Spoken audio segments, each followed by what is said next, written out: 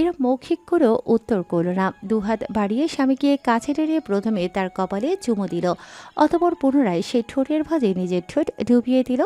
সাইবানের আঙুল তার চুলের মাঝে চলে গেল, আঁকড়ে ধরল যেন সমস্ত অস্তিত্বকে। ইরাম নিজেকে বিলিয়ে দেওয়ার সাহস করল। চোখ বুজে ফেলতেই মনে হলো যেন অসংখ্য হাত তাকে চারিপাশ থেকে জাপড়ে ধরতে চাইছে। হাজারো স্মৃতি ভাসল মানুষ পটে, অন্ধকার ঘর, চিৎকার, শৈলীর দাগ, রক্ত, উন্মাদ করা হাসি, বিকৃত উদযাপন। শরীর কাঁপল সেই দুঃসহ স্মৃতির তাড়নায়। তবে আজ নিজেকে সরিয়ে নিল না সে। নিবেদন করল এই বেপরোয়া ঘূর্ণিঝড়ের সামনে পরিণতি কী হবে জানা নেই তার। ইরামের শরীরটাকে শটান শূন্যে তুলে ফেলল সাইবান, যেন পুতুল মাত্র। হনহন করে হেঁটে বারান্দা থেকে চলে এলো রুমের ভেতর। বিছানার একপাশে সযত্নে শুইয়ে রাখল। ইরাম উঠে বসার সুযোগটুকুও পেল না। এর আগেই সাইবানের ভারী শরীর চেপে এলো তার ওপর। হাত দুটো চেপে ফেলল ম্যাট্রেসে। অর্ধাঙ্গিনী ঠোঁট পেরিয়ে চিবুক কানের লতি ছুঁয়ে গেল তার অধৈর্যরা। নেমে এলো আরও নিচে, গলা আর কাঁধের সংযোগে ঠিক যেখানে উন্মত্ত হয়েছে ইরামের পালস, সেখানে একটা কামড় বসিয়ে দিল সাইমান। আলাদিন। রমণীর মনে হলো তার ধর থেকে আত্মা বোধ হয় বেরিয়ে গেল। নামটা অজান্তেই মুখ ফুসকে বেরিয়ে এলো আবেদন নিয়ে। হাসল সাইমান, আবেশিত গলায় বলল, না, আপনার আলাদিন। ইরামের গলায় মুখ গুজে দিল সে। তার মাতাল করা ছোঁয়ায় কম্পিত হতে লাগলো রমণীর সর্বাঙ্গ। প্রাণ ভরে অনুভব করল সাইবান নিজের শরীরের ভারের নিচে অর্ধাঙ্গিনীর প্রতিটা কম্পন, প্রতিটা প্রতিক্রিয়া, প্রতিটা দ্রুত নিঃশ্বাস। দারুণ মুগ্ধতা গ্রাস করল তাকে। আপনা আপনি ইরামের পিঠের নিচে হাত চলে গেল তার। জামার বোতামগুলো খুলতে লাগলো সময় নিয়ে, একটা একটা করে। উন্মুক্ত হওয়া কাঁধে ছুঁয়ে দিল নিজের ঠোঁট, যত গভীরভাবে সম্ভব, যতবার পারা যায়। বাদ দেয়া যাবে না 1 ইঞ্চি ত্বকও। ইরামের বাম কাঁধ রেঙে উঠল তার আদরের চিহ্নে। অসীম তৃপ্তি হলো এই দখলদারিত্বে। পিঠের মাঝে হাত বুলিয়ে ইরামের কানের লতিতে কামড় বসাতেই হঠাৎ জমে গেল উভয়ে। ঘর থেকে বেরিয়েছে এমন দৃষ্টিতে তাকালো একে অপরের দিকে। টকটকে লাল হয়ে ওঠা মুখে চেয়ে রইল ইরাম স্বামীর মুখপানে। তারপরই মাথা কাত করে দেখল পাশে বিছানায় আরেকটু দূরে শুয়ে হাত পা ছুঁড়ে কাছে ইজান। এক মুহূর্তের জন্য তার কথা মাথা থেকে বেরিয়ে গিয়েছিল দুজনের। ভীষণ লজ্জাবোধ হলো ইরামের। সাইবানের বুকে হাত ঠেকিয়ে ঠেলল, সড়ক উঁচু কাছে। অথচ এক চুল নড়ল না সাইবার। মাথা কাত করে তাকিয়ে থাকলো ইজানের ছটফট করতে থাকা শরীরের দিকে। তার চেহারা কেমন যেন শক্ত হয়ে গিয়েছে, ভ্রু জোড়ার মাঝে তীব্র টান টান ভাঁজ, কপালের পাশের শিরা উপশিরা জেগে উঠেছে, গলার দিকটায় ধমনী স্পষ্ট দপদপ করছে। কাছাকাছি থাকায় শরীরে হঠাৎ বেড়ে যাওয়া উত্তাপটাও ইরাম স্পষ্ট টের পাচ্ছে। স্ত্রীকে বিদ্যুৎ দিলে যেমন ধীরে ধীরে গরম হয়ে ওঠে, সাইবান ও ঠিক তেমন গরম হয়ে যাচ্ছে। আরেকটু হলে বাষ্পীয় ইঞ্জিনের মতন তার মাথা থেকে ধোঁয়া বেরোনো শুরু হতে পারে। ইরাম উঠতে চাইল, এবার খানিকটা জোরেই ধাক্কা দিল। আলাদিন। ধপ করে তার কাঁধে মাথা গুজে ফেলল সাইবান। ছেলেটার শরীর কাঁপতে শুরু করেছে। দুহাতের আঙুল বিছানার চাদর এত শক্তিতে আঁকড়ে ধরেছে যে আঙুলগুলো ফ্যাকাশে বর্ণ ধারণ করেছে। ইরাম ফিস ফিস শুনতে পেল নিজের কানে। এক লাফে ইরামের ওপর থেকে উঠে পড়ল সাইবান। ধূপধাপ পা ফেলে হনহন করে এগিয়ে গিয়ে এক হাতে খাপলা দেওয়ার মতন করে ইজানকে তুলে ফেলল। ইজানের কান্না থেমে গেল হঠাৎ করেই। অশ্রুসচল চোখে সে ড্যাব ড্যাব করে চেয়ে রইল পিতার দিকে, যেন নিজেও অবাক হয়ে গিয়েছে। ইরাম হতবিহ্বল হয়ে চেয়ে দেখল। সে নিশ্চিতভাবে জানে ইজান কথা বলতে পারলে বলতো। তার মুখ থেকে বেরোলো, তোরে গুয়ের পোটলায় বাইন্দা পিসা দিয়া একসের ওসাইতে পারতাম। সাইবানের মুখ থেকে বরিশাল্লা ভাষা বেরিয়ে গিয়েছে। ইরাম ফ্যাল ফ্যাল করে শুধু দেখে যাচ্ছে কাণ্ড। ইজানও কম যায় না। কত বড় সাহস! বাপে ওনাকে গালি দেয়, সেও ছোট্ট পা তুলে বুক বরাবর লাথি হাঁকিয়ে খেকিয়ে উঠল। এক্কা পাক্কা মারমু এইখানে ফ্লাশ হইবে যাইয়া লেট্টিনে। সত্যি সত্যি ছুঁড়ে দেওয়ার ভঙ্গি করল সাইবান। তার বাহুর মাঝে সাপের মতন হাত পা জড়িয়ে আঁকড়ে ধরে ফেলে ইজান। নিজের শক্ত মাড়ির এক ভয়ানক কামড় বসিয়ে দিল বৃদ্ধা আঙ্গুলে। সুচ ফোটার মতন একটা ব্যথা হলো। সাইবান ঝটকা দিয়ে উঠল। ভারসাম্য হারিয়ে বিছানায় বসে পড়ল সে। ইজান তার হাত থেকে নেমে গড়িয়ে গেল ম্যাট্রেসের উপর। কার্যসিদ্ধি হাসিল হয়েছে। বিজয়ী ভঙ্গিতে মাথা তুলল সে। তাতেই দেখা গেল নিজের মাড়ির উপর সাদা সাদা সূচলক কিছু একটা, একেবারে জলজল করছে। গর্জে উঠল সাইমান। ইরাম যেন সম্বিত ফিরে পেয়েছে ততক্ষণে। দ্রুত ইজানকে বুকে টেনে নিল সে। দেখি দেখি আমার কুচুপুর দাঁত উঠেছে। একটি আঙুল ঢুকিয়ে সন্তর্পণে পরীক্ষা করলো ইরাম। কিছুদিন থেকেই সে বুঝতে পেরেছিল জায়গাটা শক্ত ছিল, দাঁত উঠবে শীঘ্রই। আজ সকালেও মুখ পরিষ্কার করার সময় সূচালো লেগেছে, তবে তখনও দাঁত ভালোভাবে বের হয়নি। এখন স্পষ্ট দেখা যাচ্ছে ছোট্ট একটুখানি। ইরামের মাঝে ইজান একেবারে গলে গেল। মাতৃহৃদয় আনন্দে নেচে উঠল। জড়িয়ে ধরে অসংখ্য চুমু খেলো সে ছেলেকে। আমার আব্বু মাই সোনাটা কত বড় হয়ে গিয়েছে। আমার কুচুপুটা দাঁত উঠেছে তোমার, হ্যাঁ কত সাহসী আমার আব্বুটা। খিলখিলিয়ে গলায় হাসলো ইজান। মায়ের আদরে উত্তেজিত হয়ে পড়ল। লাফিয়ে উঠে দাঁড়িয়ে পড়ল সাইবান। ইরামের বুকে লেপ্টে থাকা ইজানের দিকে আঙুল তুলে হুঙ্কার দিল। উল্টো ঘুরে হনহন করে হেঁটে রুম থেকে বেরিয়ে গেল সাইবান। যাওয়ার সময় দরজাটা এত জোরে লাগিয়ে দিল যে ঠাস করে শব্দে চারপাশে কেঁপে উঠল। প্রথমটা স্তব্ধ হয়ে রইল ইরাম এবং ইজান দুজনেই। পরক্ষণেই একে অপরের দিকে তাকিয়ে ফিক করে হেসে ফেলল। ছেলের কপালে কপাল ঘষতে ঘষতে ইরাম বলল। বহুদিন বাদে প্রাণ খুলে হাসল ইরাম। আব্বু তো চেতে গেছে রে কুচুপু। শেষ রাতের দিকে ঘুমিয়ে পড়েছিল ইরাম। বলা বাহুল্য, সাইমন সত্যি গত রাতে আর রুমে আসেনি। ব্যাপারটা কি হলো, এতই রাগ? সেই রাগের কথা মনে আসলেও ইরামের হাসি পাচ্ছে এখন। তাই ঘুম ভাঙতেই সে উঠে ফ্রেশ হয়ে নিল। ইজান মহারাজ রাতের দরবার শেষ করে এখন নিদ্রা বিশ্রামে আছেন। তাকে শুয়ে রেডি হয়ে ইরাম নিচে নেমে এলো। কাঠের সিঁড়িতে ক্যাচ ক্যাচ শব্দ হলো। সাইবার অভিমানীটাকে এখন না আবার তোষামত করে ম্যানেজ করতে হয়। নিচে নামতেই বেশ কিছু খাবারের সুঘ্রাণ নাকে গেল ইরামের। সামনের দৃশ্য দেখে তার পদক্ষেপ সিঁড়ির মাঝেই থেমে গেল। বিস্মিত নয়ন মেলে দেখল সে নিচের বসার ঘরটা মরিচ বাতি দিয়ে সাজানো হয়েছে। পুরাতন দিনের বিয়ে বাড়িতে যেমন রঙিন কাগজ ত্রিভুজের মতন কেটে কেটে ঝোলানো হতো তেমন ঝোলানো হয়েছে। কয়েকজন কর্মী নিরলস পরিশ্রম করে যাচ্ছে এখনও। টি টেবিলের সামনে মেঝেতে বসে অনুরাগ রঙিন কাগজ কেটে কেটে দিচ্ছে সে। পাশেই সুগন্ধা বসে বসে ঝালর বানাচ্ছে। মিসের সোফায় বসে বেলুন ফুলিয়ে রাখছে। হঠাৎ করে দেখলেও মনে হবে বুঝি 90 দশকের কোনো অনুষ্ঠান বাড়িতে ঢুকে পড়েছে কেউ। ইরাম অবাক হয়ে সামনে এগোলো। অবশেষে চোখ গেল তার ওই মানুষটার দিকে। সারা রাত কোথায় ছিল বুঝতে বাকি রইল না। দেয়ালের কাছে চেয়ারের ওপর সাইবান আঠা দিয়ে একটা পোস্টার টানাচ্ছে সে। সেই পোস্টারে লেখা আজ আপদের জন্মদিন। কিন্তু জয়ের বদলে ভুলে ঝ লিখে ফেলেছে। সেটা আবার নতুন করে লেখারও প্রয়োজন বোধ করেনি। ঝ কেটে ওখানেই বানান ঠিক করে লিখেছে আবার আজ আপদের জন্মদিন। সাইবান সেখানে দাঁড়িয়ে দাঁড়িয়ে মার্কার হাতে নিয়ে কি যেন দেখল। হতবাক ইরাম খেয়াল করলো সেই লাইনটাও আবার কেটে কুটে সাইবান ওই কাটাকাটির মাঝখানে লিখল আজ আপদকে জন্মদিন। বিছানায় বেঘুরে ঘুমোচ্ছে সারিকা। উপর হয়ে বালিশে মাথা গুজে স্বপ্নের সব থেকে গুরুতর মুহূর্তটাই দেখছিল। ঠিক এমন সময়ে পিঠের উপর বুঝি কোনো একটা হাতির বাচ্চা লাফিয়ে পড়ল। চেঁচিয়ে উঠল সে। চোখ খুলে গেল তার। মেরুদণ্ডে ব্যথা নিয়ে ধরফর করে তাকালো সে। দেখলো ভাই তার পিঠের উপর গড়াগড়ি দিয়ে মিটিমিটি হাসিয়ে। ঘুম থেকে তোলার জন্য এমন জঘন্য টেকনিক সারিকার মাথায় রক্ত চড়িয়ে দিল। ভয়ঙ্কর একটা চিৎকার বেরিয়ে এলো তার গলা থেকে। আলাউদ্দিন!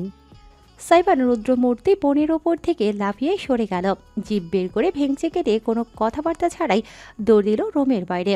বিছানা থেকে হাতড়ে পাঁচড়ে উঠল সারিকা। তাকে হিংস্র জন্তুর মতো দেখালো। এলোমেলো শুষ্ক চুল জোরে জোরে হাঁপাচ্ছে। ওই অবস্থায় ক্ষোভে চেঁচাতে লাগলো সে। আজকে তোর একদিন কি আমার একদিন। অত বড় দামড়া বেটা চুনো পুটির উপর লাফিয়ে পড়লে পুটির প্রাণ থাকে? ওই দাঁড়া তুই, দামড়া! সাইবানের পেছনে ছুটতে গেল সে। দু ভাই বোনের পদশব্দে মুখরিত হলো চারিপাশ। সাইবান যে গতিতে দৌড়ে চলেছে তাতে তাকে ধরা মুশকিল। সরু করিডোর পেরিয়ে ঝপাত করে সে বসার ঘরের দিকে চলে গেল।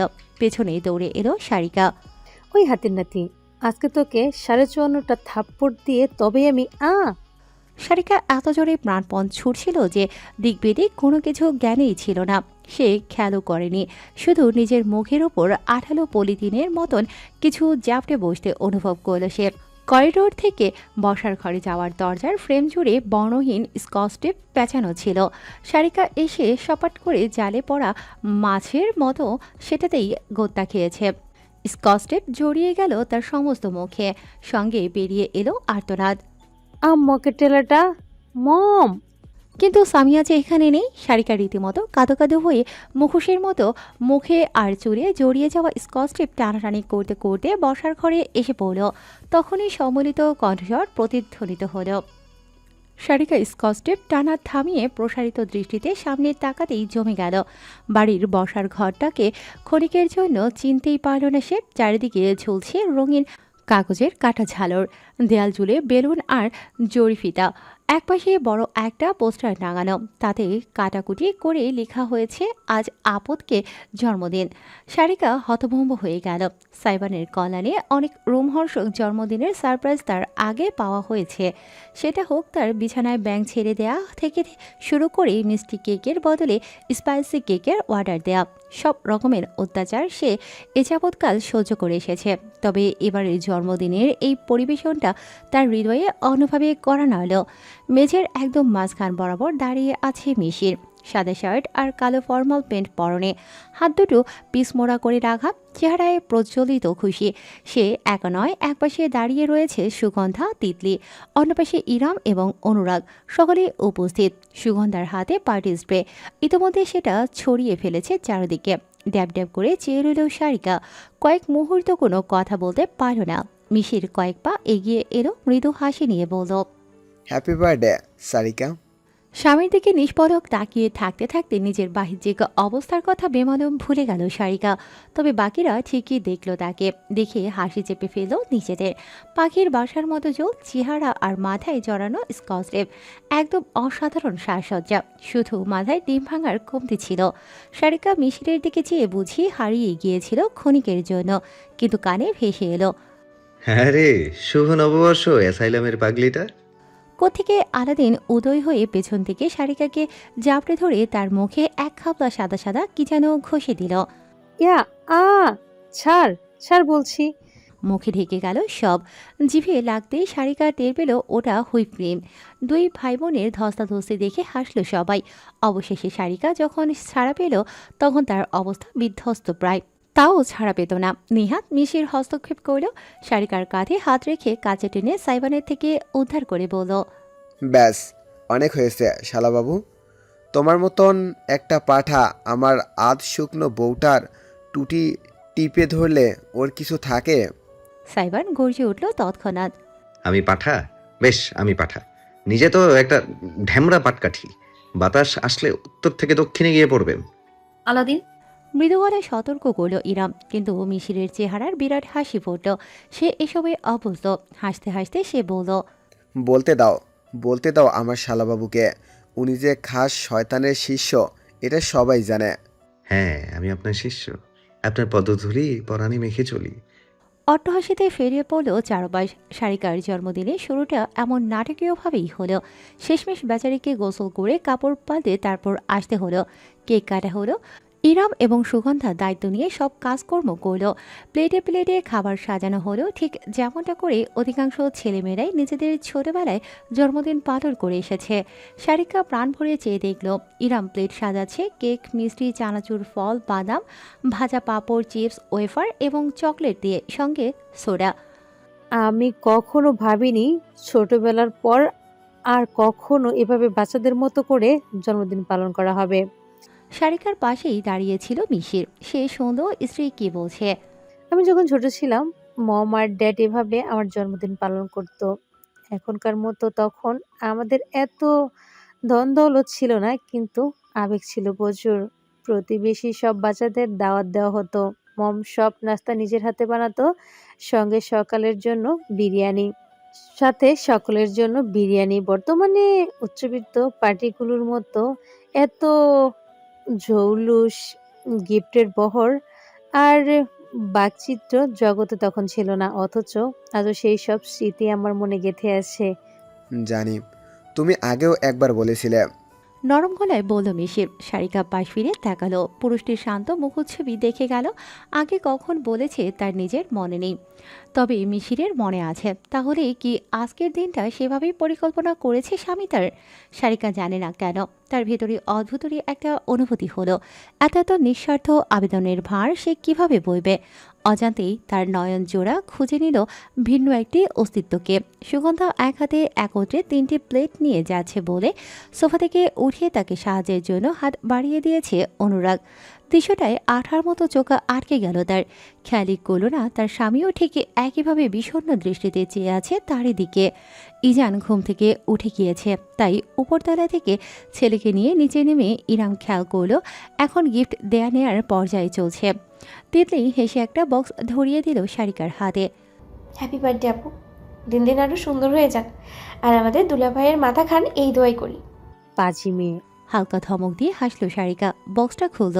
ভেতরে বিশেষ ডিজাইনের কামিজ এবং একজোড়া ম্যাচিং হিল। চকচক করে উঠল সারিকার চোখ জোড়া। ওয়াও, এটা কি সুন্দর। Thank you Titli. এটা কিন্তু আমার নিজের ডিজাইন করা, লেটেস্ট একদম ওয়ান পিস করেছি শুধুমাত্র আপনার জন্য। তুমি অনেক ট্যালেন্টেড তিতলি, এটা খুব সুন্দর। সত্যি আমার ভীষণ পছন্দ হয়েছে। থ্যাঙ্কস। মুস্কি হাসল তিতলি। এবার এলো সুগন্ধা, গলা খাকারি দিল। ওড়না ধরে আঙুলে পেঁচিয়ে যাচ্ছে সে। ওই মানে আফজাল, আমি মানে ইতস্তত করল সে। এত দামি চাকচিক্যের মাঝে নিজের উপহার নিয়ে বোধহয় অস্বস্তি বোধ করছে। বুঝতে পেরে সারিকা হাত বাড়িয়ে দিল। দে, এক্ষুনি আমার গিফট দিবি, আমি কোনো কথা শুনবো না। সুগন্ধার গা লাল হয়ে উঠল। দুহাত এগিয়ে একটা ছোট্ট প্যাকেট সারিকাকে দিল সে। প্যাকেট খুলতে ভেতর থেকে চুড়ি বেরিয়ে এলো। হাতে ডিজাইন করা রেশমি সুতার উপর পাথর বসানো চুড়ি। অদ্ভুত হলেও সত্য, তিতলি যে কামিজ দিয়েছে সেটার রঙের সাথে চুড়িগুলো বেশ মানিয়েছে। চোখ কপালে তুলে ফেলল সারিকা। ওয়াও, তুই সব কবে শিখলি রে মেয়ে? লজ্জা পেল সুগন্ধা। ওই মানে বরিশালে আসার আগে আগে বানাইছি। জানতাম আপনার জন্মদিনের মাঝখানে পড়বে। আমার হাতে অত ভালো না, কিছু মনে করেন না। হাত দুটো কেটে আমায় দিয়ে দে, কিছু মনে করবো না আর। খিলখিল করে হেসে উঠল সবাই। সত্যি রে, এটা অনেক সুন্দর হয়েছে। এখন থেকে আমার জন্য বানিয়ে রাখবি। তোর থেকে চুরি করে নিয়ে যাব, কিন্তু প্রতিবার। আচ্ছা আফা, নিয়েন। ভীষণ খুশি হলো সুগন্ধা। তার সামান্য উপহারে সারিকা এত খুশি হয়ে যাবে ভাবেনি। বেশ সুন্দর হয়েছে। আমার মাও এমন চুড়ি খুব পছন্দ করে। অনলাইন থেকে নিয়েছিল কিছুদিন আগে, কিন্তু সেগুলোর থেকে তোমার ডিজাইন অনেক ইউনিক লাগছে। মন্তব্য করল অনুরাগ। বুকে দুবাহু বেঁধে সে সারিকার হাতে পরে নেয়া চুড়িগুলো দেখছে। সুগন্ধা মাথা কাত করে তাকালো। যেটুকু লজ্জাবোধ ছিল সেটুকু উবে গিয়ে সম্পূর্ণ ভিন্ন একটা অনুভূতি ভর করল তার বুকের ভেতর। ঠোঁটের ঠোঁট চেপে সেই উত্তাল আবেগটুকু নিয়ন্ত্রণ করল সে। বলল, আমি আপনার মায়ের জন্য একজোড়া বানিয়ে দিবেন। না না, আমি তো এমনিতেই। আপনি যখন মুখ থেকে বের করছেন তখন আপনাকে নিতেই হবে, নইলে আমি রাগ করব। অনুরাগ থতমত খেয়ে গেল। ফ্যাল করে চেয়ে দেখল সুগন্ধাকে। সে এমনিতেই কথাটা বলেছিল, তবে মেয়েটা এভাবে জোর করতে পারে ভাবেনি। শেষমেশ একটা নিঃশ্বাস ফেলে মুচকি হাসল সে। ঠিক আছে, দিও। এখন থেকেই বলে রাখতে পারি, আমার মা খুব খুশি হবে। সারিকা চুপচাপ দৃশ্যটা দেখল, কোনো মন্তব্য করল না। এবার এগুলো সাইবান। একটা পলিথিনের পুটলি শটান ছুড়ে দিল সে বোনের কোলে। সারিকা ঘাবড়ে গেল। পলিথিনটা 2 আঙুলে এমন সতর্কভাবে তুলে ধরল যে সেখানে নিষিদ্ধ কোনো বস্তু আছে। তির্যক হাসল সাইবান। গাঞ্জা দেইনি, শুকে দেখতে পারিস। ছি, অসভ্য। ভাইয়ের বাহুতে চাপড় মেরে পলিথিনটা খুলে উপর করে সোফায় ঢালতেই চিৎকার দিয়ে এক লাফ দিল সারিকা। ওই পাশে দাঁড়িয়েছিল অনুরাগ, তাই রমণীকে ধরে ফেলতে বাধ্য হলো সে। সাবধানে। বোম দিছে নাকি ভাইজান? দিলেও দিতে পারে, বিশ্বাস নাই। সুগন্ধা টিটকারি মারতেই সাইবান হাত দিয়ে ছোবলের মতন করে তার গায়ে চিমটি কেটে দিল। কেঁপে উঠে নিজের ত্বক ঘষতে লাগলো সে। তিতলি সাহস করে এগিয়ে সোফা থেকে জিনিসগুলো হাতে তুলে নিল। অনুরাগের বাহুর মাঝে সারিকা হাত তুলে কাঁপতে লাগলো। তেলা পোকা, তেলা পোকা। মাথা নেড়ে হাসতে হাসতে জিনিসগুলো তুলে ধরল তিতলি। সিলভারের রিংয়ের সঙ্গে ঝুলছে দুটো তেলাপোকা, আসল নয়, প্লাস্টিকের। আরে আপু, এগুলো তেলাপোকা শেপ কানের দুল। সারিকার মুখে ছায়া নেমে এলো। অশনি দৃষ্টিতে সে তাকালো ভাইয়ের দিকে, যে 32 পাটির দাঁত কেলিয়ে হাসে। সুগন্ধা মুখ টিপে বলল, মাথার সার্কিট হাউস নষ্ট হইলেও কেউ নিজের বোনের জন্মদিনে তেলাপোকার দুল উপহার দেয় না। সাইবানের বাচ্চা। হুঙ্কার দিল সারিকা। সোফা থেকে পলিথিনটা তুলে হাতে পেঁচাতে পেঁচাতে বলল, আজকে এই পলিথিনে বেঁধে যদি তোকে পুকুরে না চবিয়েছি, আপদ কোথাকার। সাইবান দাঁড়ালো না, তৎক্ষণাৎ দৌড় দিল। তিতলির হাত থেকে ছো মেরে দুলজোড়া নিয়ে তার পিছু পিছু ছুটল সারিকা। এই তেলাপোকা আমি তোর কানে পড়াবো, শালার দামড়া পাঠা। তেলা পোকা ছাগলে খায়, তুই ট্রাই করতে পারিস, মচমচে ভাজা ভাজা। সাই অদূরে দাঁড়িয়ে সবাই ভাই বোনের হুলস্থুল কাণ্ড দেখে গেল শুধু। ইরামও ইজানকে কোলে দোলাতে দোলাতে হাসল মনে মনে, তবে চোখ ঘুরিয়ে তাকাতেই সে দেখল মিশিরকে। এতগুলো মানুষের মাঝে একমাত্র সেই ব্যক্তিটির ঠোঁটে আজ হাসির বড় অভাব। দুপুরের রান্নাটা আজ ইরাম করবে। মোরগ পোলাওয়ের জন্য সবকিছু তৈরি আছে। সে বিশাল পাতিলে মাংস জড়িয়ে দিয়েছে, আরেকটা চুলায় পায়েসের দুধ ফুটতে দিয়েছে। ইজান তার বুকে লেপ্টে আছে, মাত্র খেয়েছে, তাই অন্য কারো কোলে যায়নি। এখানেই মায়ের সঙ্গে স্বাচ্ছন্দ্য বোধ করছে সে। ইরাম কাজে মগ্ন ছিল, তাই খেয়ালই করল না কখন তার পেছনে এসে দাঁড়ালো কেউ। শুধু গভীর কণ্ঠস্বরটা কানে গেল। কোথাও একটু স্বামীর খেদমত করবে তা না, রান্নাঘরে সিঁথিয়ে বসেছে। চমকে উঠল ইরাম। পেছন ফিরে তাকানোর আগেই তার কোমর জুড়ে একজোড়া বাহু জড়িয়ে গেল। বুঝতে আর কিছুই বাকি রইল না তার। ছাড়ো আলাদিন, কেউ এসে পড়বে। তার কাঁধে মুখ গুজে প্রাণ ভরে প্রশ্বাস টানল সাইবান। ফিসফিস করল, আসলে আসুক, দেখবে আমি আপনাকে আদর করছি। ছি, অসভ্য একটা। বউকে আদর করা যদি অসভ্যের কাজ হয়, তাহলে আমি বিশ্ব সেরা অসভ্য। ইরামের গাল দুটো রেঙে উঠল। দ্রুত উল্টো ঘুরে দাঁড়ালো সে, ইজানকে এগিয়ে দিল। ওকে কোলে নিয়ে চুপচাপ সবার সাথে বসার ঘরে গিয়ে বসে যাও। ইজান নিজের ছোট ছোট হাত পা দুখানা নাড়িয়ে শব্দ করে উঠল। সাইবানের ভ্রু কুঁচকে গেল। অবিশ্বাস্যভাবে সে তাকে কোলে না নিয়ে পিছিয়ে দাঁড়ালো। ইরাম বিস্মিত হলো। আমার কোলে কোনো বিশ্বাসঘাতকের জায়গা নেই।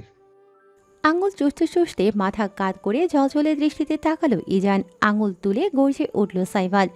দেখ দেখ, কেমন নিষ্পাপের মতো তাকাচ্ছে পাপিটা। ভাজা মাছটাও যেন উল্টে খেতে জানে না, অথচ সময় মতো ঠিকই বাঁশি বাজিয়ে দিতে জানে। বেইমানের ঘরের বেইমান একটা। আলাদিন, কি বলছো তুমি? না পারতে হেসে ফেলল ইরাম। ইজান পা দুখানা ছুঁড়ে যেন প্রতিবাদ জানালো। হ্যাঁ, গুয়ের সর্দার তুই পটলা। তোর ডিএনএ দানবীর আছে না? তুই ওটার 1 নম্বর গোয়েন্দা। আমি শিওর তুই ওই দানবীরের যোগ্য উত্তরসূরি। এই জন্যই তোর মায়ের সাথে আমার লীলা খেলা হজম হচ্ছে না তোর। যা, আমিও করে নেবো না তোকে আর। আমার হাত ক্ষয়ে যাবে না, যত সব।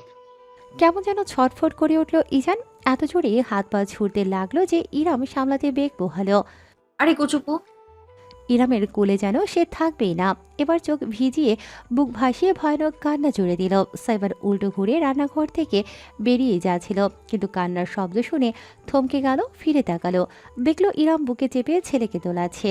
না না, এই যে আম্মু। আব্বু তো মজা করছে, একটুখানি রাগ করেছে, এই যে একটু। কাঁদে না আমার কচুপু, আমার সোনাটা। সাইবারের হাতের মুঠো শক্ত হয়ে গেল।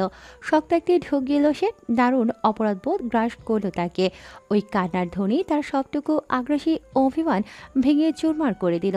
লম্বা পায়ে এগিয়ে এলো সে। আমার কাছে দিন। বলেই সে হাত বাড়িয়ে ইজানকে তুলে নিল। নিজের বুকে চেপে ধরতেই ছোট্ট হাত পা ছড়িয়ে তার শক্ত বুকে লেপ্টে ফোপাতে লাগলো বাজারে। তাকে নিজের সঙ্গে যত্ন নিয়ে আগলে রেখে সাইবান রান্নাঘরের একপাশে পায়চারি করতে লাগলো। মহারাজের আবার গোস্বাও আছে, নিজেই বাগড়া দেবে, আবার নিজেই ফ্যাঁচ ফ্যাঁচ করে কাঁদবে। নাটকবাদ সব আমার খারেই কেন যে ওঠে। আরে না না, আমি গালি দিচ্ছি না, এই তো আমি প্রশংসা করছি। পোটলা একটা গুয়ের ডিব্বা, একটা লঞ্চের সাইরেন, একটা গুলুমুলু লালটু ফুলটু মরিচ পোড়া, একটা অসহ্যকর পাকনা বিষ ফোড়া। কথাগুলো সাইবান এমনভাবে হাসি মুখে আদর দিয়ে বলছে যে শয়তানও বুঝে দেখলে দ্বিধায় পড়ে যাবে। ইজানো কান্না থামিয়ে ড্যাব ড্যাব করে চেয়ে আছে। তার ঠোঁটে হাসি ফুটেছে, কারণ পিতা তার ভূয়সী প্রশংসা করেছে বলে কথা। অদূর থেকে ইরাম মনোমুগ্ধ নয়নে দেখে না হেসে পারল না। সে রান্নায় মনোযোগ দিল। সাইবান ইজানকে নিয়ে হাঁটতে হাঁটতে রান্নাঘরের বাইরে চলে এলো। তার ঘাড় জড়িয়ে আয়েশ করে পড়ে আছে বাচ্চাটা। মুখ ঘষছে ক্ষণে ক্ষণে আর শব্দ করছে। আমার একটা মাত্র ঠিকঠিকই ডিম রে, আমার বাসর ঘরের খাইসটা দারোয়ান রে, বাপের পেছনে আগুন দেয়া বিচ্ছু সৈন্যটা রে। ইজান চরম খুশি, তাই সে লাথিও দিচ্ছে না। সাইবানের মাঝে মিশিয়ে শান্তভাবে পড়ে আছে। মৃদু হাসল সাইবান। অজান্তেই ইজানকে অতি আদুরেভাবে ধরে তার মাথায় ছোট্ট একটা চুমু বসিয়ে ফিসফিস করল। My crazy baby boy, my sweet enemy. এমন সময় পকেটে ফোন ভাইব্রেট করে উঠল সাইবানের। এক হাতে ইজানকে ধরে রেখে অন্য হাতে ফোন রিসিভ করল সে। তার ম্যানেজার ফোন করেছে। ম্যানেজার বলতে টিমের একজন যে তার শোগুলো বুকিংয়ের কাজ করে থাকে। ছেলেটা বয়সে সাইবানের সমান প্রায়, তাই তুমি তুমি করেই কথা হয়। হ্যালো। সাইবান বলতেই ওপাশ থেকে বলা হলো, হ্যাঁ সাইবান, এটা আর্জেন্ট। সো এর অফার এসছে বরিশালেই, আজকে রাতেই একটা পার্টি। সাইবানের ভ্রু কুঁচকে গেল। তৎক্ষণাৎ মাথা দোলালো সে। মানা করে দাও, আমি এমন লাস্ট মিনিটে শো নেই না, জানো না তুমি? হ্যাঁ আমিও সেটাই বলছি, কিন্তু ওরা ডবল অফার করেছে। বলবো তুমি যা চাইবে তাই দেয়া হবে, শুধু শোটাতেই তোমাকে চাই। এবার সাইবান একটু থমকালো। ইজানকে কাঁধে ঠেলে দিল। বাচ্চাটি মুখ গুজে চুপটি করে পিতার কথা শুনে যাচ্ছে, একটু বিরক্ত করছে না। Private party? হ্যাঁ কোনো কোম্পানির? হ্যাঁ, বললো একটা প্রজেক্টের সাকসেস সেলিব্রেট করতে পার্টি। সাইবান কয়েক মুহূর্ত কি যেন ভাবলো, তারপর বলল, আমি যা চাইবো তাই দিতে রাজি? তাই তো বললো, ডবল অফার করলো। 7 লাখ চাও? ওপাশে পিনপথ নীরবতা। তারপর ভেসে এলো উত্তেজিত কণ্ঠস্বর। তুমি পাগল হয়ে গেছো? বর্তমানে রেঞ্জ অনুযায়ী তোমার পেমেন্টের 2 থেকে 2.5 লাখ নেই আমরা। তুমি তো ডবলেরও বেশি চাচ্ছ, এটা কেমন কথা? লিসেন, ওদের বলো 7 লাখ অন্য শো। ওপাশ থেকে আর কিছু বলতে না দিয়ে সাইবান ফোন কেটে দিল। ইজানকে নিয়ে বাড়ির বাইরে বেরোলো। সামনের পথে বিশুদ্ধ বাতাস কয়েক দফা হাঁটাহাঁটি করতেই তার ফোনে মেসেজ এলো। মেসেঞ্জারের মেসেজ এসেছে। ওরা রাজি, পেমেন্ট রিসিভড। স্ক্রিনের মেসেজের দিকে তাকিয়ে তীর্যক হাসি ফুটল সাইবানের ঠোঁটে। ইজানকে দেখালো সে। কৌতূহলী হয়ে ড্যাব ড্যাব করে ফোনের দিকে চেয়ে রইল ছোট্ট ইজান। সাইবান বাঁকা হেসে বলল, তোর ডিএনএ দানবীর আমাকে দেখার আশায় একটু বেশি উতলা ফুটলা। বিকালে সুগন্ধার সাথে বেরিয়েছিল ইরাম। কাছের এক লোকাল মার্কেটে ঘুরে এসেছে। সবারই শারিকাকেই কিছু না কিছু দেয়া হয়েছে, কিন্তু তার দেয়া হয়নি। একটা পায়েল কিনেছে সে, যদিও শারিকাকে কখনো নূপুর বা পায়েল জাতীয় কিছু ব্যবহার করতে দেখেনি। তবে কেন যেন মনে হয়েছে বস্তুটা দারুণ মানাবে ননদিনীর পায়ে। বাড়িতে ফিরতে ফিরতে সন্ধ্যা হলো তার। বাইরে থেকে নাস্তা কিনে এনেছে। সুগন্ধা সেসব বেড়ে সবাইকে দেওয়ার জন্য প্রস্তুতি নিচ্ছে। এমন সময় রুমে ফিরে ইরাম অবাক হলো। ড্রেসিং টেবিলের সামনে দাঁড়িয়ে নিজের চুলে আঙুল বুলিয়ে ঠিকঠাক করে নিচ্ছে সাইবান। পুরো দস্তর তৈরি, নিয়ন হলুদ এবং গাঢ় নীল বর্ণের একটা রংচঙে জ্যাকেট পরনে, ঢোলা জিন্স ঘাড়ে ঝুলছে। নিজের অনামিকায় একটা সিলভার আংটি গলিয়ে নিচ্ছে সে। এমন সময় ইরাম কাছে গিয়ে দাঁড়ালো। কোথায় যাচ্ছ? সাইবান থমকালো। পেছন ঘুরিয়ে তাকিয়ে অর্ধাঙ্গিনীকে দেখলো। সাদা রঙের সালোয়ার কামিজ পরনে ইরামের, তাতে আয়না বসানো পুঁতির কারুকার্য। ঠোঁটে অতীত ক্ষীণ একটা হাসির রেখা ফুটল সাইবানের। জবাব দিল, শো আছে।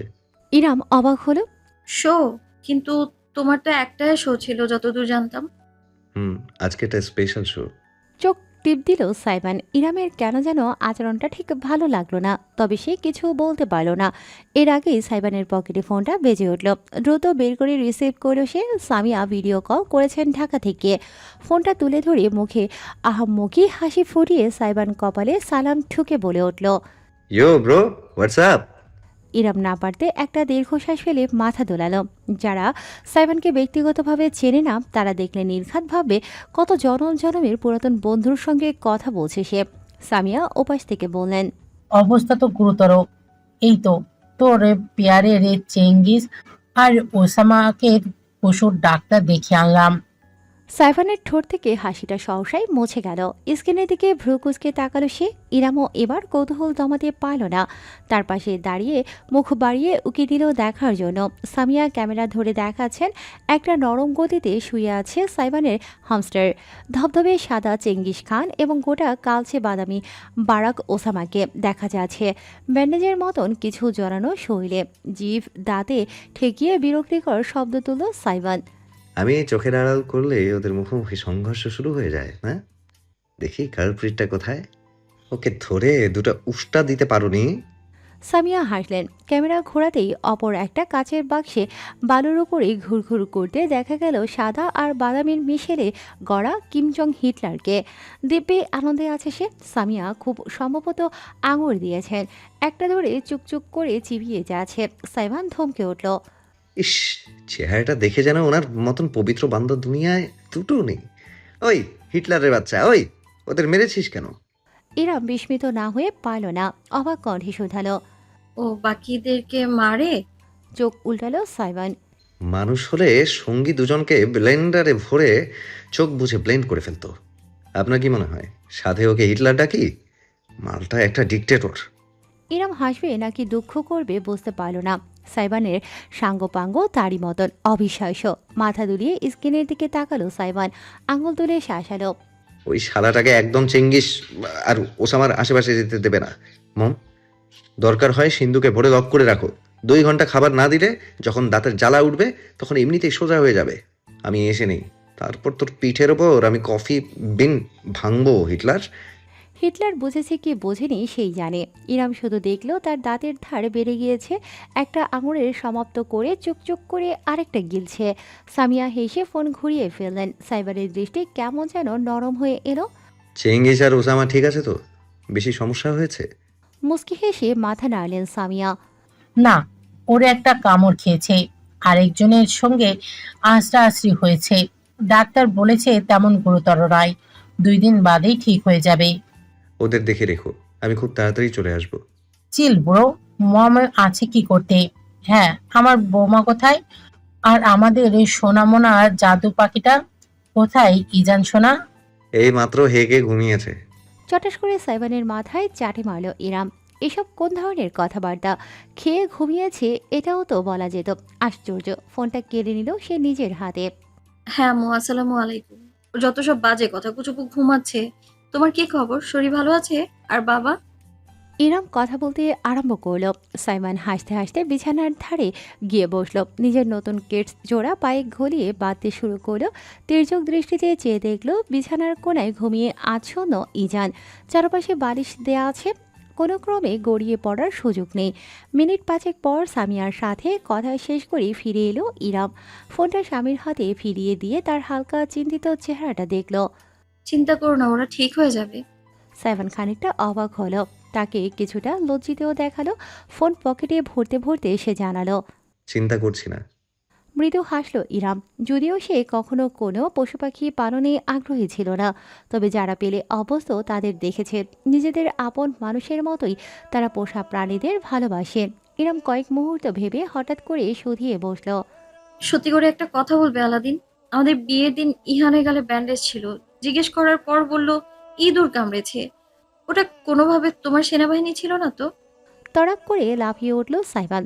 চেহারার ভাবখানা এমন যেন তাকে অপমান করা হয়েছে। ঠিক?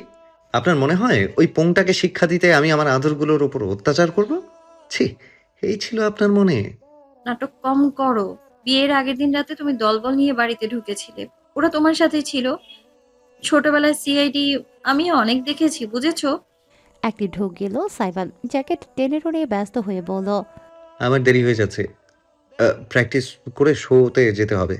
তাড়াহুড়ো করে পালাতে সে বেরিয়ে যাচ্ছিল, কিন্তু ইরাম তার হাত চেপে ধরে ফেলল। ভ্রু তুলে শোধালো। 1 মিনিট। তুমি তো একটা শো করতেই বরিশালে এসেছিলে, আজকে আবার কিসের শো? সাইবান ঘুরে দাঁড়ালো। নিজের হাতের কবজিতেই ইরামের জড়ানো আঙুলগুলো দেখল। ঠোঁটে তির্যক হাসি ফুটল তার। রমণী তার লক্ষ্য করে নিজের হাত সরিয়ে নিতে গেলেও পারল না। সাইবান খপ করে সেটা ধরে ফেলে উপরে তুলল। আঙুলের ডগায় নিজের ঠোঁট ছুঁয়ে দিল। শিউরে উঠল ইরাম। তার তর্জনী আঙুলটা দাঁতের পাটির মাঝে নিয়ে আলতো কামড় দিয়ে হাসল সাইবান। জেলাস মাই প্রেশিয়াস। ইরাম ভ্যাবাচাকা খেয়ে গেল। নিজের হাতটা জোরপূর্বক ছাড়িয়ে নিয়ে আঙুল ঘষতে ঘষতে রাঙা গাল নিয়ে সে বলল। হাজবেন্ড কোথায় যাচ্ছে, কেন যাচ্ছে, কখন ফিরবে, এগুলো কি জিজ্ঞেস করা যাবে না নাকি? কাছে এসে ইরামের কোমরে হাত রেখে তাকে সন্নিকটে টেনে নিল সাইবান। কানের লতিতে চুমু দিয়ে ফিস ফিস করে আবেশিত গলায় বলল। এইভাবে হুটহাট হাজবেন্ড ডাকবেন না, আমার হার্ট অতি দুর্বল, সামলাতে না পেরে অ্যাটাক করে বসতে পারে। ইরাম তপ্ত অনুভব করল। তার আঙুলজোড়া সাইবানের জ্যাকেটের কাঁধের অংশে জড়িয়ে গেল। স্বামী তার নয়ন ভরে প্রতিটি প্রতিক্রিয়া খেয়াল করল। শেষমেশ মাথার একপাশে ঠোঁট ছুঁয়ে আদর এঁকে দিয়ে জানালো। জেলাস হওয়ার কিচ্ছু নেই। পরনারীকে সীমারেখা দেখিয়ে দেওয়ার 101টা উপায় আমার জানা আছে। তবুও যদি মনে খচখচ করে তবে নিজের একটা সিলমোহর মেরে দিন। মাথা কাট করে আঙুল তুলে নিজের গলার দিকটা নির্দেশ করল সাইবান। বাঁকা হেসে বলল। আপনার দাঁতের ধার পরীক্ষা করার উপযুক্ত স্থান। ওয়ানা ট্রাই ইট? ইরামের মনে হলো তার মাথার তালু ফট করে গরম হয়ে গিয়েছে, দু কান থেকে বাষ্পের মতো ধোঁয়া বেরোচ্ছে। একটা জোরালো ধাক্কা দিয়ে সাইবানকে দূরে সরিয়ে দিল সে। তবে বান্দা সরে যাওয়ার আগে হাত বাড়িয়ে ইরামের কাঁধে জড়ানো সাদা শিফনের ওড়নাটা টেনে নিল। ভ্রু কুঁচকে ফেলল অর্ধাঙ্গিনী তার। এটা কি হলো? প্রশাসনে হাসতে হাসতে তার ওনাটা নিজের গলায় মাফলারের মতন করে পেঁচিয়ে সাইবান ভ্রু নাচিয়ে জানালো। আপনার সিলমোহর। চোখ টিপ দিয়ে উল্টো ঘুরে গেল সে। শেষ বাজাতে বাজাতে হেলে দুলে রুমের বাইরে বেরিয়ে গেল। ইরাম নিজের জায়গায় দাঁড়িয়ে হতভম্ব হয়ে দেখে গেল। পরক্ষণেই একটি লাজরাঙা হাসি ছড়িয়ে গেল তার ঠোঁটে। দুহাতে মুখ ঢেকে নিজের বিহায়া অন্তরকে সামাল দিল সে। ঘুমের মাঝে শব্দ করে নড়ে চড়ে উঠল ইজান। ইরাম দ্রুত ঘুরে দাঁড়ালো, বিছানায় চলে গেল। এই যে আম্মু এখানে কুচুকু। ইজান ঘুম থেকে উঠে পড়ায় তাকে নিয়ে খেলতে খেলতেই নিজের আর্টিকেলের কাজ সেরে ফেলল ইরাম। সবকিছু ঠিকঠাক আছে নিশ্চিত হয়ে জমা দিতে দিতে রাত 9টার মতন বেজে গিয়েছে প্রায়। এর মধ্যেই সুগন্ধা এসে হাজির। ইরাম আর সাইবানের রুমটায় ভালো ইন্টারনেট সার্ভিস আছে, বাড়ির অন্য জায়গায় কিছুটা দুর্বল, তাই সুগন্ধা নিজের ড্রামা দেখার সময় এখানে আসে। আজও এলো। ইজানকে করে বসিয়ে সে একটা কোরিয়ান ড্রামা দেখা শুরু করলো। সেই ধরনের মারামারি চলছে, থ্রিলার বোধ হয়। সুগন্ধা এসবও দেখে, ইরামের জানা ছিল না। তার ছেলেও দিব্যি মশগুল হয়ে গেল। বুঝুক বা না বুঝুক, সুগন্ধার সাথে সঙ্গত করে ড্যাব ড্যাব করে স্ক্রিনের দিকে তাকিয়ে আছে সে। ইরাম ছেলেকে খুব কমই স্ক্রিন টাইম দেয়, তাও না পারতে। আজ যখন সুগন্ধার সাথে মশগুল হয়েছে তখন আর বিশেষ মারা করল না সে। এমনিতেও একটু পর খেয়ে ঘুমিয়ে যাবে। ঘড়ি দেখল সে, সময় দেখে ভাবলো এখনই সুযোগ, সারিকাকে উপহারটা দিয়ে আসা যাক। পায়েলের গিফট বক্স হাতে নিয়ে ইরাম বেরোলো। সারিকার রুমটাও দোতলায়, তবে সেটা এখন ফাঁকা, ভেতরে কেউ নেই। আশেপাশে কোথাও মিশিরকেও দেখল না ইরাম। কৌতূহলী হলো সে, গেল কোথায়? নিচে? ইরাম যেই না সিঁড়ির দিকে পা বাড়ালো তখনই করিডোরের দেয়ালে থাকা জানালা বেয়ে বাইরের একটি দৃশ্য চোখে পড়ল তার। বাড়ির পেছন দিকে কলা গাছের ছোট বাগান, সেখানে ছোট্ট একটা পুকুর আছে, তাতে মাছ চাষ হয়। সেই পুকুর পাড়ে দাঁড়িয়ে থাকা মানব মানবীকে চিনতে ইরামের বেগ পোহাতে হলো না। সারিকা এবং অনুরাগ, তাদের একসাথে দেখে কেন যেন ইরামের খানিকটা ক্রোধ অনুভূত হলো। মিশির এই বাড়িতেই আছে, এই দুজনের কি মাথা খারাপ হয়ে গিয়েছে? অনেকদিন ধরেই চুপচাপ দেখে যাচ্ছে সে, যদিও এটা তার ব্যাপার নয়, সারিকার ব্যক্তিগত ব্যাপার। তবুও চোখের সামনে দেখে কতদিনই চুপ থাকা যায়। আজকে কিছু না বলেই নয়, সারিকা না হয় পাগল, অনুরাগেরও বা কী সমস্যা? শক্ত গলায় মানা করতে পারে না। এসব ভাবতে ভাবতে সিঁড়ি বেয়ে নেমে গেল সে। সাবধানে পুকুর ঘাটে চলে গেল। দেয়ালের পেছনে নিজেকে আড়াল করে প্রথমটাই শুনল কথা কি হচ্ছে। যদি সাধারণ কিছু হয়ে থাকে তবে এভাবে ঢুকে পড়াটা মানানসই হবে না। আসলে আমার মনে ছিল না আপনার জন্মদিনের কথা, তাই তেমন কোনো গিফট তৈরি করতে পারিনি। অনুরাগের নরম গলা শোনা গেল। সারিকা কয়েক হাত দূরে মুখোমুখি দাঁড়ানো, মৃদু হাসল সে। আমার কেই বা আর কতদিন মনে রাখি বলো অনুরাগ? অপ্রয়োজনীয় জিনিসগুলো মস্তিষ্ক এভাবেই মুছে ফেলে। হাত জোড়া মুঠো করে ফেলল অনুরাগ। সে সারিকার দিকে সরাসরি তাকিয়ে নেই, দৃষ্টি পুকুরের পানির দিকে আবদ্ধ। রাতের আধারে মনে হচ্ছে কাজলা জল টলটল করছে। আপনার এখানে এভাবে আসা উচিত হয়নি। সারিকা তার কথা শুনে মাথা দুলিয়ে বলল। তুমি বা কেন চলে যাচ্ছ না? পথ তো খোলাই আছে। অনুরাগ নিজের পকেটে হাত ভরল। ভেতর থেকে যেটা বের হলো সেটা অপ্রত্যাশিত। ইরাম চোখ সরু করে অদূর থেকে দেখল একটা নোটপ্যাড। অনুরাগ সেটায় একটা পৃষ্ঠা ছিঁড়ে সারিকার দিকে বাড়িয়ে ধরল। রমণী প্রথমটা অবাক হয়ে গেল। সে মূলত বাড়ির বারান্দায় দাঁড়িয়ে পুকুর পাড়ে বসে এই নোটপ্যাডে জেল পেন দিয়ে অনুরাগকে কিছু আঁকাকি করতে দেখেছিল, তাই কৌতূহলী হয়ে এসেছে। পৃষ্ঠাটা দেখে সারিকা স্তব্ধ হয়ে গেল। সাদা কাগজে কালো কলম দিয়ে ফুটিয়ে তোলা হয়েছে একটি মেয়েলি অবয়ব। ফুলের তুলনায় দুলছে মেয়েটি, পরনে শাড়ির আঁচল বাতাসে উড়ছে, কানের ওপরে চুলের খোপায় গোজা একটা ময়ূরের পালক, রাধার অবয়ব, কিন্তু চেহারার গাঁথুনিতে ভাসছে সারিকা স্বয়ং। চোখ তুলে সামনে তাকাল রমণী, টের পেল তার দৃষ্টি ঝাপসা হয়ে গিয়েছে। অনুরাগ নোটপ্যাডটা আবার নিজের পকেটে ঢুকিয়ে রেখে ফিসফিস করে বলল, হ্যাপি বার্থডে। এটুকুই। অনুরাগ উল্টো ঘুরে যেতে দিল। সে আর থাকতে চায় না এখানে। বুকের ভেতর অসহ্য যন্ত্রণা হচ্ছে, কিন্তু পেছন থেকে সারিকা খপ করে তার হাতটা ধরে ফেলল। ছবিটা নিজের বুকে চেপে টলটলে অশ্রুমাখা নয়নে আবেদন নিয়ে সে বলে উঠল, যদি এভাবে চলে যাওয়ার ছিল তবে কেন এসেছিলে আমার জীবনে? অনুরাগের হাত শক্ত হয়ে গেল। আস্তে করে নিজেকে ছাড়িয়ে নিতে চাইল সে, তবে সারিকা ছাড়ল না, আরও জোরালোভাবে চেপে ধরল তার কবজি। আমি তোমায় ভুলতে পারছি না অনুরাগ। বুকটা বুঝি চুরমার হয়ে গেল অনুরাগের। চোখ জোড়া বুঝে ফেলল সহসাই। না, তার নয়নে জমা অশ্রুজল কিছুতেই ওই রমণীকে দেখতে দেয়া যাবে না। নিজেকে সামলে দীর্ঘ প্রশ্বাস টেনে শেষমেশ সে ঘুরে দাঁড়ালো। সারিকার হাতটা এবার জোরপূর্বক ছাড়িয়ে নিল, দূরে সরে গেল কয়েক পা। এভাবে বলবেন না, আমাদের কোনো কালে মিলন সম্ভব ছিল না আর হবেও না। অসম্ভবের কথা ভেবে নিজের বর্তমানকে নষ্ট করবেন না। তুমি এভাবে বলছো যেন তুমি নিজে খুব সুখে আছো, জীবনে এগিয়ে গিয়েছো, অথচ আজও তুমি তোমার চিত্তে আমাকে বাঁধো। কাগজের পৃষ্ঠায় ফুটিয়ে তোলা ছবিটা সর্বোচ্চ অর্জনের মতন করে আগলে রেখে বলল সারিকা। অনুরাগের কণ্ঠ কাঁপল। ওটা সামান্য একটা চিত্র, এর বেশি কিছু না। সামান্য? মর্মাহত মনে হলো সারিকাকে। অনুরাগ অবশেষে তার চোখের দিকে সরাসরি তাকালো, গভীর গলায় জানালো, হ্যাঁ সামান্য। আপনি চাইলে আমি আরও 5টা দশক একা এঁকে দিতে পারি। আমার হাত কাঁপবে না। নিজেকে অদৃষ্টের বাঁধন থেকে মুক্ত করুন সারিকা। আপনার জীবন পড়ে আছে আপনাকে আমন্ত্রণ জানানোর জন্য। তাকে আগলে নিন, অতীতকে নয়। আর দাঁড়ালো না অনুরাগ। সে জানে নিজেকে যতটুকু শক্ত রেখেছে আরও কিছুক্ষণ দাঁড়িয়ে থাকলে সেই শক্তিটুকু আর থাকবে না। তাই সে ঘুরে হন করে হেঁটে চলে গেল। একবারও পেছন ফিরে দেখল না। যদি দেখত তবে দেয়ালের পাশে লুকিয়ে থাকা ইরামকে ঠিকই চোখে পড়ত। অথচ আজ তার মনটা বড্ড বিষাদপূর্ণ। অনুরাগ চলে যেতেই সারিকা হাঁটু ভেঙে সেখানেই বসে পড়ল। হাতের পৃষ্ঠার আঁকা চিত্রটার উপর টপ টপ করে অশ্রুফোঁটা গড়িয়ে পড়ল তার। নিষ্ঠুর পাষাণ। সেটা বুকে চেপে রেখে আপন মনে নিঃশব্দে ফোপাতে লাগলো সারিকা। ইরাম দ্বিধান্বিত হলো, বুঝতে পারল না হস্তক্ষেপ করা উচিত হবে নাকি চলে যাওয়া উচিত। সেই সিদ্ধান্ত নেওয়ার আগে তৃতীয় এক ব্যক্তির উপস্থিতি সেখানে টের পাওয়া গেল। মৃদু পদশব্দ। ইরাম অবাক হয়ে গেল। আর কেউ ছিল নাকি আশেপাশে? সে তো আসার সময় খেয়াল করেনি। তার বুকটা চেপে এলো যখন সে দেখল বাড়ির পেছন দিক দিয়ে ধীরে ধীরে হেঁটে সারিকার সামনে গিয়ে দাঁড়ালো মিশির। পদশব্দ শুনে সারিকা মুখ তুলে তাকালো। সামনে দণ্ডায়মান মানুষটাকে দেখে সে জমে গেল নিজের জায়গায়। কয়েক মুহূর্ত মনে হলো তার বিবেক বুদ্ধি লোপ পেয়ে গিয়েছে। মিশির? ফিসফিস করল সে কাঁপা কাঁপা গলায়। মিশিরের চেহারা অত্যন্ত শান্ত। কিছুই বোঝা যাচ্ছে না সে কি অনুরাগ আর তাকে একসাথে দেখেছে, কথাবার্তা শুনেছে। সারিকা টের পেল না। মিশির তো রাস্তার মোড়ের টং দোকানে চা খেতে যাবে বলে বেরিয়েছিল। ফিরল কখন? ফিরেও পেছন দিক দিয়ে কেন এলো? মিশির হাঁটু মুড়ে সারিকার সামনে বসল। প্রশান্ত নয়নে একবার স্ত্রীর অশ্রুভেজা মুখ এবং পরক্ষণে তার বুকে আগলে রাখা পৃষ্ঠাটা দেখল। সামান্য হাসি ফুটল তার ঠোঁটে, পরিহাসের হাসি। একটি হাত বাড়িয়ে দিল সে সারিকার গাল ছুঁয়ে বৃদ্ধাঙ্গুলে সযত্নে মুছে দিতে লাগলো অশ্রুফোঁটা। ভালোবাসা মানুষটাকে আপন করে না পাওয়ার যাতনা মাপার দুনিয়াবি কোনো মাপকাঠি নেই।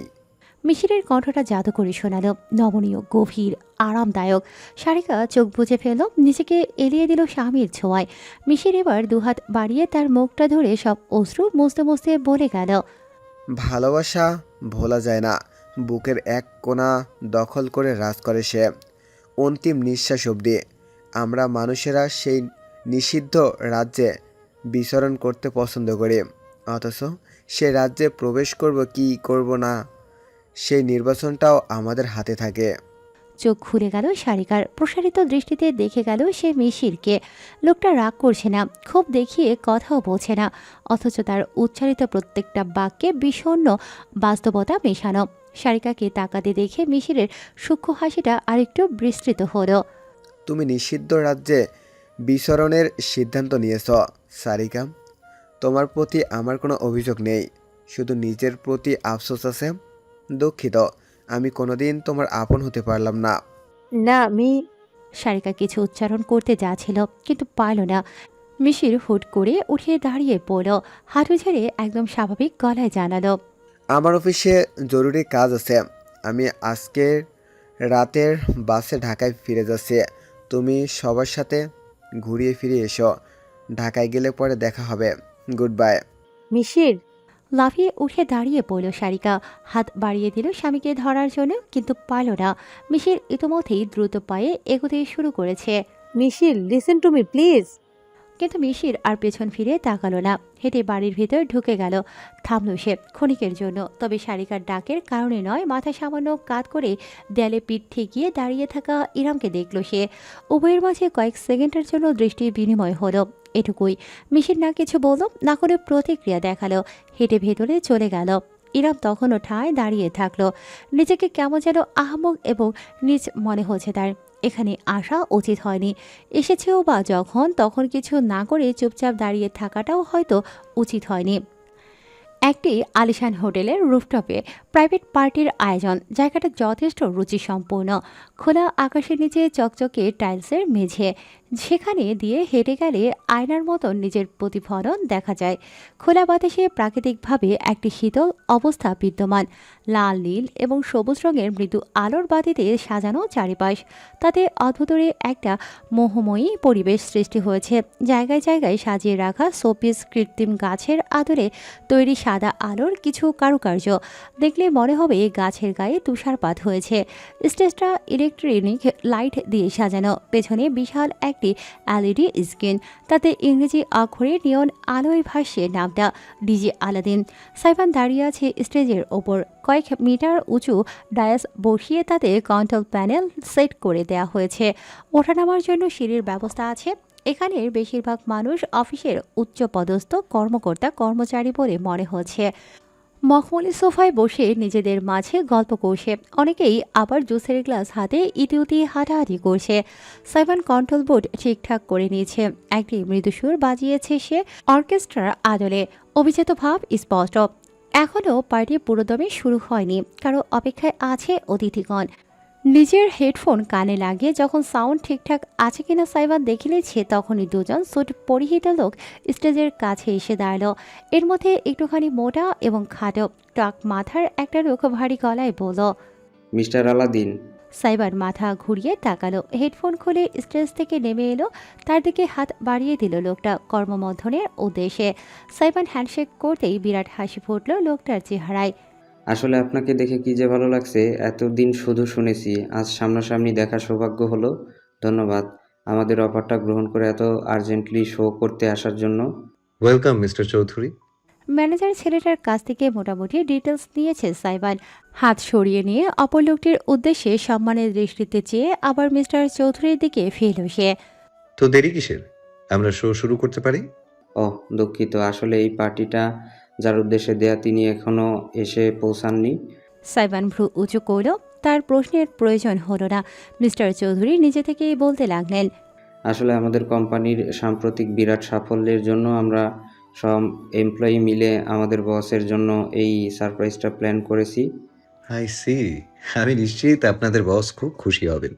মৃদু হাসল সাইবান। মিস্টার চৌধুরী বোধহয় আরও কিছু বলতে চাচ্ছিলেন, কিন্তু পারলেন না। হালকা গুঞ্জন সৃষ্টি হলো প্রবেশ পথে। বস এসে পড়েছেন বোধহয়, আমি রিসিভ করে আসি।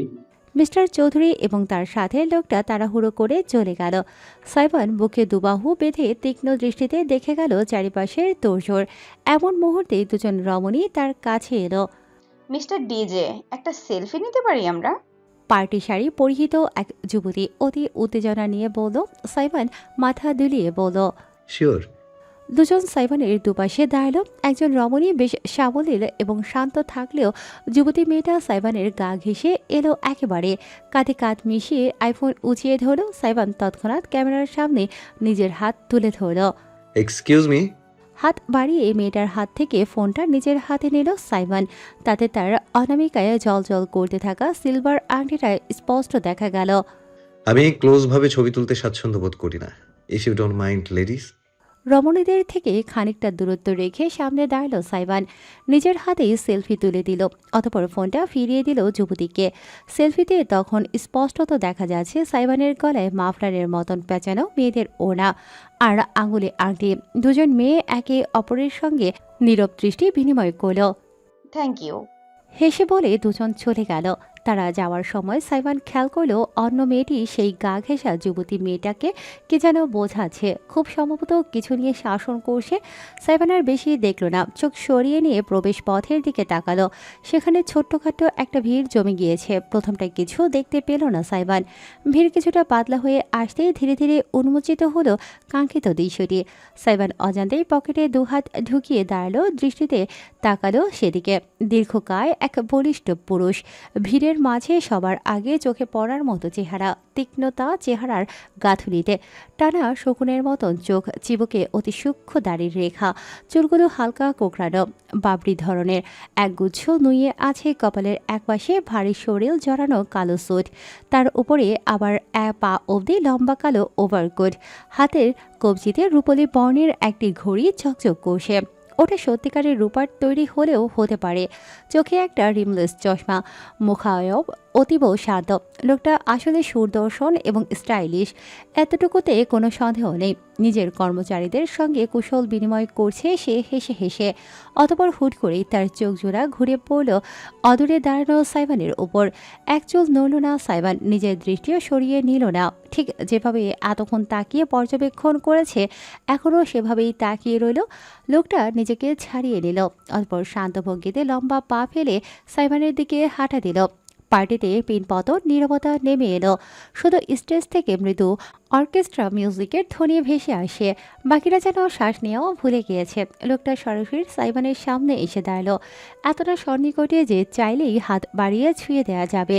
সাইবান এক সেকেন্ডের জন্য তার চোখ থেকে নিজের দৃষ্টি সরালো না, পলক পর্যন্ত ফেলল না। লোকটা উচ্চতায় তার চাইতে ইঞ্চি দেড়েক লম্বা, কিন্তু মুখোমুখি দাঁড়ানোর পরও উচ্চতার পার্থক্যটা বিশেষ বোঝা গেল না সাইবানের শক্তিশালী শারীরিক গঠনের কারণে। তবে উভয়ের চেহারায় বয়স এবং অভিজ্ঞতার পার্থক্যটা স্পষ্ট। নিজের চিবুকে হাত ঠেকিয়ে লোকটা সাইবানকে আপাতমস্তক পর্যবেক্ষণ করল। 1 ইঞ্চিও বাদ পড়ল না, পায়ের জুতো থেকে মাথার চুল পর্যন্ত সবকিছুই খুঁটিয়ে খুঁটিয়ে দেখল। অবশেষে গলায় পেঁচানো ওড়নাটার উপর দৃষ্টি স্থির হলো তার। তির্যক এক হাসির ধারা ফুটল পুরুষালীর ঠোঁট জুড়ে। আজকালকার ফ্যাশন খুবই বিনোদনমূলক, তাই না? কণ্ঠটা ভারী কি প্রভাবশালী। সাইবান এক পায়ে ভর দিয়ে দাঁড়িয়ে নিজের গলার দিকে তাকিয়ে পুনরায় সামনে ফিরল, কারণ ছাড়াই মুস্কি হাসল। এত রংচঙে জিনিস ছেড়ে এই বর্ণহীন সাদাতেই চোখ আটকালো। মাথা কাত করল সাইবান, সরাসরি লোকটার চোখের দিকে চেয়ে বিস্তৃত হাসি দিয়ে বলল, আপনি মনে হয় সাদা খুব ভয় পান মিস্টার মির্জা, কাফনের রং বলে কথা। একজন রোগীর রিপোর্ট দেখতে দেখতে হাসপাতালের করিডোর ধরে হেঁটে যাচ্ছেন সামিয়া। তিনি এই হাসপাতালের গাইনোকোলজির সিনিয়র কনসালট্যান্ট হিসেবে কর্মরত। দেশের অন্যতম বিখ্যাত প্রাইভেট হাসপাতাল এটি। ঢাকা মেডিকেল কলেজ থেকে সমস্ত পড়াশোনা শেষ করে তিনি পরবর্তীতে এখানে নিযুক্ত হয়েছেন। আজ কতগুলো বছর পেরিয়ে গেল হিসেব নেই তার, অথচ কাজের প্রতি ডেডিকেশন যেন আজও ঠিক প্রথম দিনের মতোই। এজন্যই ডক্টর মহলে তিনি বিশেষ সমাদৃত এবং রোগীদের মাঝে বেশ জনপ্রিয় বটে। আজ কোনো অপারেশন নেই তার, ইমার্জেন্সি না হলে বিশেষ কোনো চাপ পড়ার কথা না। তবুও তিনি বাড়ি থেকে হাসপাতালে চলে এসেছেন, কারণ বাড়িতে আহমদ আছেন। ওই লোকটার আশেপাশে থাকার ধৈর্য তার ফুরিয়েছে বহু আগেই। করিডোর ধরে হাঁটতে হাঁটতে নিজের অফিস চেম্বারের দিকে যাচ্ছিলেন তিনি। ঠিক এমন সময় পেছন থেকে একটা উৎফুল্ল ডাক ভেসে এলো। সামিয়া থমকালেন, পেছন ঘুরে তাকাতেই দেখলেন এক যুবক দণ্ডায়মান, ফর্মাল শার্ট এবং প্যান্টের ওপর সাদা অ্যাপ্রন জড়ানো, গলায় ঝুলছে স্ট্যাথোস্কোপ, শ্যামলা চেহারা, বাবরি গোছের চুল, গালে খয়েরি রঙা তিলের মতন। ইংরেজিতে ওগুলোকে ফ্রেকলস বলে।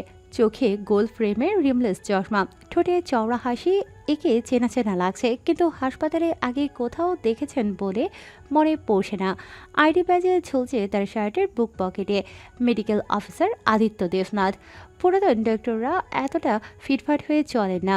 এত উত্তেজনা এবং নিয়মকানুন রক্ষা শুধু নতুনদের মাঝেই দেখা যায়। আদিত্যর নামটাও চেনা চেনা লাগছে, কিন্তু ঠিক কোথায় দেখেছেন মনে পড়ল না সামিয়ার। ততক্ষণে মেডিকেল অফিসার আদিত্য নামক যুবকটি এগিয়ে এসে কোনো কথাবার্তা ছাড়াই নুয়ে সামিয়ার পাশ ছুঁয়ে নমস্কার করতে শুরু করলো।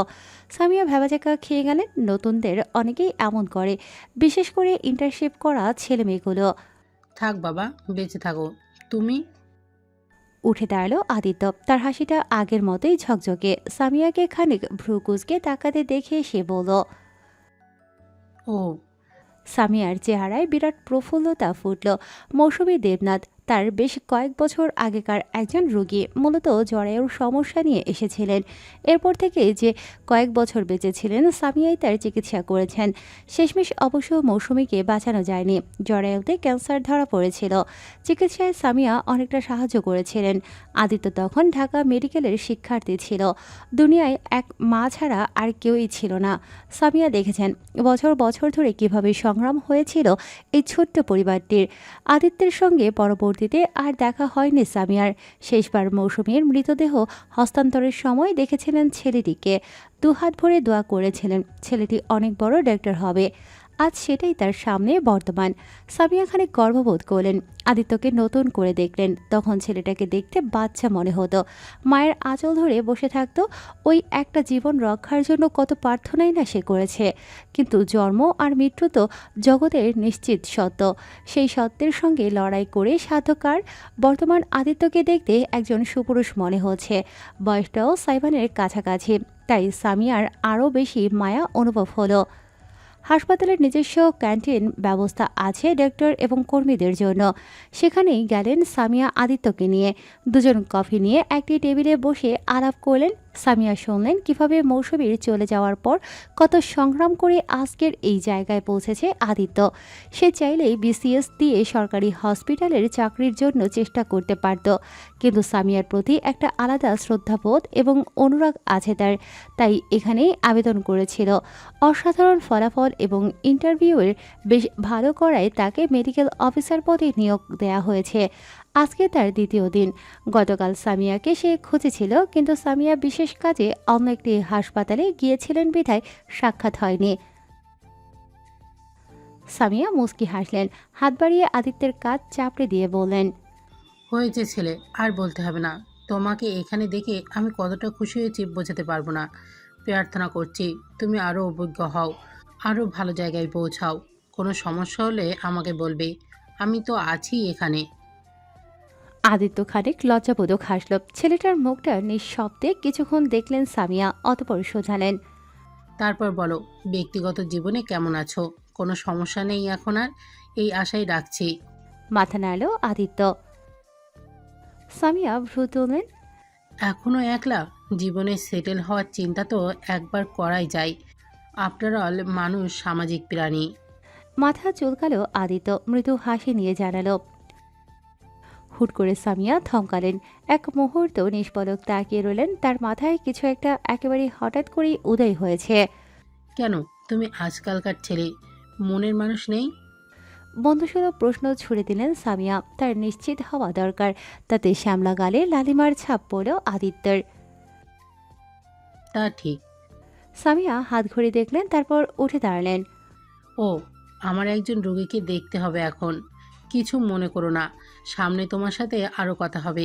নাম্বারটা দিও তোমার। ফোন বাড়িয়ে দিলেন সামিয়া। আদিত্য তৎক্ষণাৎ সেটা নিয়ে নিজের নাম্বারটা সেভ করে দিল। পরে দেখা হচ্ছে তাহলে, ভালো ছেলে। লজ্জা পেল আদিত্য। তাতে তার পিঠ চাপড়ে মুচকি হেসে সামিয়া চলে এলেন। আদিত্যও দাঁড়িয়ে থাকলো না, সে নিজের কাজে গেল। করিডোর ধরে পুনরায় অফিস চেম্বারে ফিরে যেতে যেতে ফোনে সেভ করা নাম্বারটা দেখলেন সামিয়া। হয়তো সুগন্ধার বাবাকে দেয়া কথাটা রাখার সুযোগ অবশেষে হয়েছে তার। পার্টি চলছে আপন গতিতে। মিউজিকের বিট এবং খোলা বাতাসে উন্মাদনায় দোল উঠেছে মনে মনে। হেলে দুলে আনন্দ উদযাপন করছে সকলে। একপাশে একটা সোফায় বসে হুইস্কির গ্লাস হাতে চারপাশে নীরব পর্যবেক্ষণ করছে অরণ্য। গ্লাসের ভেতর বরফের টুকরোগুলো ঘোরাতেই সংঘর্ষে লিপ্ত হচ্ছে।